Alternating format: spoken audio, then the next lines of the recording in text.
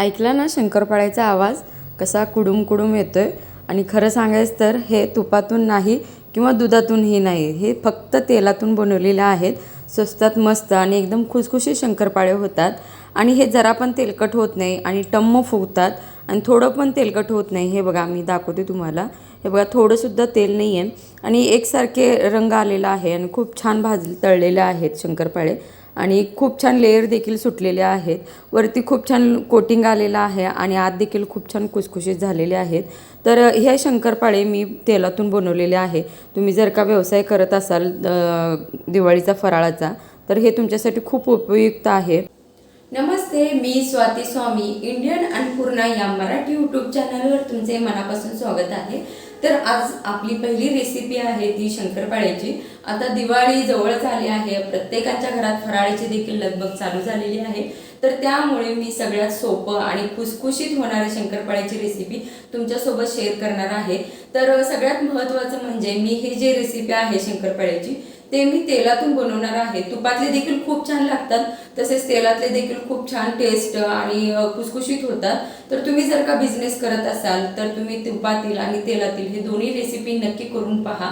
तर मी पहिली रेसिपी जी आहे ती तेलातील बनवणार आहे. त्यानंतर मी तुपातली देखील शंकरपाळे तुमच्यासोबत शेअर करणार आहे. तर चला आता वेळ न घालवता आजच्या रेसिपीला आपण सुरू करूया. आता इथे मी साहित्यामध्ये 1 वाटीच्या प्रमाणात मी तुम्हाला साहित्य सांगते. तर ह्या एका वाटीने मी 2 वाटी तेल घेतलेलं आहे. त्याच वाटीने मी साखर घेतलेलं आहे आणि मी साखर वाटीने घेतलं. त्यानंतर मी ते पिठी साखर बनवून घेतलं आणि त्याचं प्रमाण वाढतं. 1.5 वाटी होते पिठी साखर घेतलं तर, त्यामुळे साखरच आपण मापून घ्यायचं. आणि आता मी 2 वाटी पाणी घेतलेलं आहे. त्यामध्ये मी आधी पिठी साखर घालून घेते, कारण जे पाण्यामध्ये आहे ना पिठी साखर व्यवस्थित विरघळून घ्यायचं आहे. कारण मी ते चाळून घेतलं नाही आहे, एखादं कण वगैरे राहिलं असेल तर ते पाण्यामध्ये मिक्स व्हावं म्हणून मी आधी पाण्यामध्ये पिठी साखर घालून घेतलेलं आहे.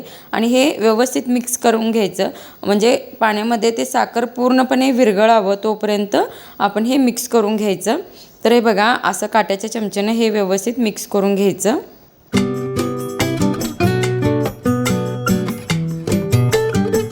आता इथं बघा पाण्यामध्ये साखर व्यवस्थित विरघळलेला आहे आणि थोडे थोडे बारीक असे कण दिसत आहेत, ते देखील मी व्यवस्थित मिक्स करून घेते पाण्यामध्ये. आता ह्यामध्ये मी चवीपुरते मीठ घातलेलं आहे.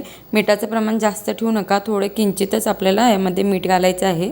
त्यानंतर मी जे 2 वाटी तेल घेतलेलं ते दोन्ही वाटी तेल ह्या पाण्यामध्ये मिक्स करून घेते. हे देखील आपण काट्याच्या चमच्यानं व्यवस्थित मिक्स करून घ्यायचे, नाहीतर पाणी खाली आणि तेलवर तरंगतं. तर त्यामुळे मी हे चमच्यानं हे देखील व्यवस्थित मिक्स करून घेते. तर ह्यामध्ये मी तुम्हाला मैद्याचे प्रमाण सांगितलं नाही आहे, कारण ह्या पाण्यात आणि तेलात जेवढे मैदा बसते तेवढा आपल्याला ह्यामध्ये मळून घ्यायचा आहे. आणि इथं 1-2-3 वेलची देखील मी घातलेले आहे पावडर करून.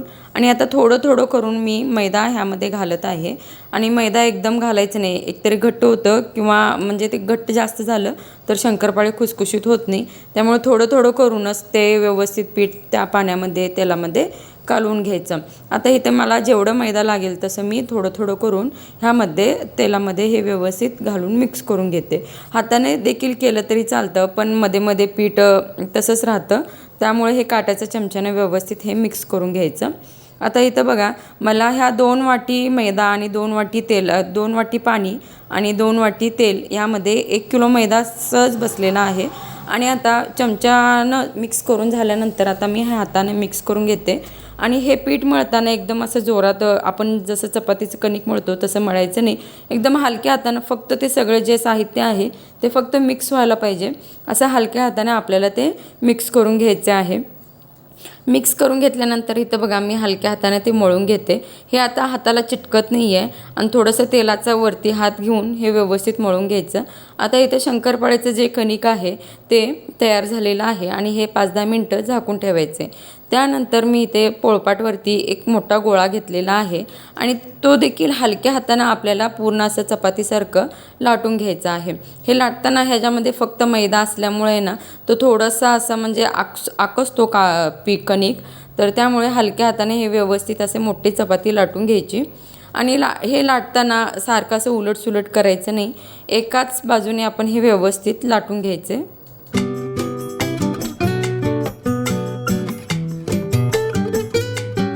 जेवढं शक्य होईल तेवढं पातळ लाटण्याचा प्रयत्न करायचा.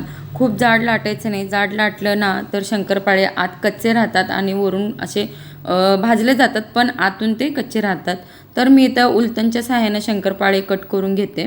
तुमच्याकडे कटर असेल किंवा काही कट करण्याचं वेगळं काही साहित्य असेल तर तुम्ही ते त्या पद्धतीनं करून घेऊ शकता. मी इथं उलटणच्या सहाय्यानेच शंकरपाळे कट करून घेणार आहे. तर हे बघा, मी सगळ्या अशा पद्धतीने सगळे शंकरपाळे कट करून घेणार आहे. आणि सगळ्यात महत्त्वाचं म्हणजे तेल आणि पिठी साखर जे आहे, साखर मिक्स करायला जाऊ नका. तुम्ही अख्खा दिवस जरी तेलात तुम्ही साखर शिजवला तरी तो साखर काही विरघळत नाही. तर त्यामुळेच आपल्याला पिठी साखर बनवून घ्यायचे आहे. आणि तेलात ते मिक्स करू नका, पाण्यातच मिक्स करायचे, मग त्याच्यानंतर त्यामध्ये तेल घालायचे. आता इथे बघा, मी सगळे शंकरपाळे छोटे छोटे असे कट करून घेते, कारण ते तेलात घातल्यानंतर थोडेसे मोठे होतात. त्यामुळे मी एकदम छोटे छोटे असे कट करून घेतले. त्यानंतर मी एका प्लेटमध्ये ते काढून घेते, कारण एका वेळेला 2 असं लाटलं ना तर एका वेळेला व्यवस्थित जास्त असे शंकरपाळे तळता येतात. म्हणून मी हे प्लेटमध्ये काढून घेते आणि दुसरं देखील मी लाटून घेते. हे काढताना देखील थोडेसे ताणतात ते, पण हळूहळू आपण ते काढून घ्यायचे. त्यानंतर इथं तेल गरम झालेलं आहे. मी एक शंकरपाळे सोडून दाखवते तुम्हाला. हे बघा, ते तेलात थोडं देखील विस्कटलेलं नाही आहे, व्यवस्थित तळलेलं आहे. तेल जास्त गरम झालं आहे त्यामुळे ते लवकर करपलं. तर मी थोडा वेळ तेल थंड करून घेऊन मग बाकीचे देखील शंकरपाळे तळून घेते. तर इथं बघा, मी अजून दुसरा एक शंकरपाळे टाकला तेल थोडंसं थंड करून घेतल्यानंतर. आता हे बघा, हळूहळू व्यवस्थित भाजत आहे. आता हे काढून घेते आणि बाकीचे देखील शंकरपाळे मी ह्यामध्ये घालून व्यवस्थित तळून घेते. हे बघा, बाकीचे देखील शंकरपाळे तळून घेतले. आता आपण जे कट करताना छोटे छोटे तुकडे केलते, हे तळल्यानंतर खूप मोठे म्हणजे मीडियम होतात.